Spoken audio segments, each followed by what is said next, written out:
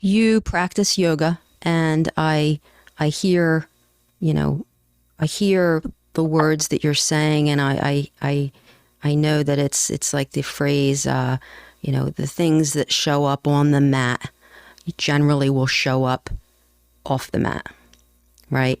And that the concept of sitting with discomfort, right? The yoga pose begins at the moment you want to get out of it.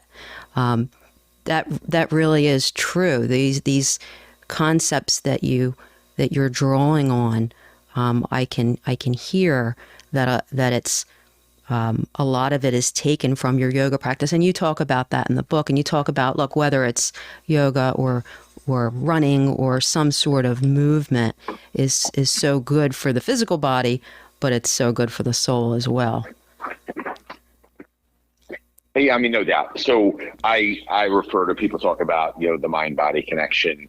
I'm a big believer that it's the body-mind. So I refer to it as body-mind practice, and getting into your body will release you to, I think emotionally, mentally and spiritually be your best self. So whatever that body practice looks like for you, and as I talk about in the book, there's no one right way that's going to work for everybody. Yoga is a big part of my life, both from the physical challenge of it and also from the, mental, emotional, and spiritual end, which you touched on. But I think yes to all that. And I mean, that's part of the process of getting at your stuff too. So, I'm a big believer on owning what is, right? And as you articulated, and I have, trial work is incredibly taxing on your, on your emotional system, and therefore, of course, your mental, physical, and spiritual one as well. And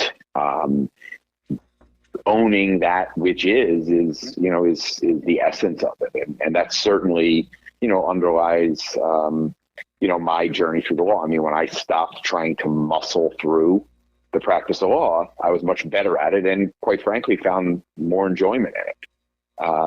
Muscling through is not going to work in the long run, and that was how I did it for a long time. And ultimately it's sitting with the essence of it, and there'll be parts of it that, that you love and parts that you don't. And it's really unpacking that, right? And that's any area of life, right? There are things about the practice, I may never do anything in my life that is quite as, that has all of the feeling of standing in front of a jury and, delivering a closing in a whatever complex kind of case it is that your listeners might litigate.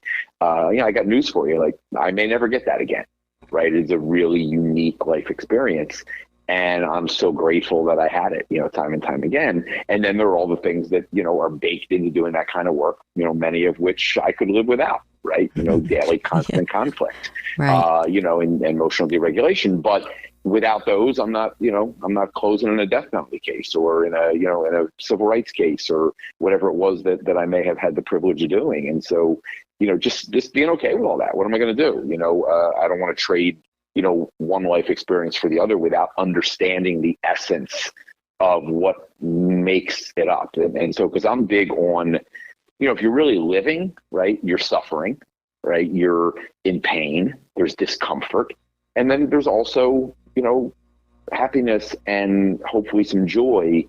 And most importantly, peace, right? So for me, it's accepting all that is what brings about the peace. And then the other things flow from real internal peace. People talk about joy. I had a conversation with somebody about this yesterday. Chasing or seeking joy as a kind of outcome or value, to me, is kind of a losing battle. You have to find peace. And then if you find peace with everything that is, you'll have moments of joy, right? Just like you'll have moments of suffering. And it's the peace that they're both okay. To me, that's the essence of, really being able to live.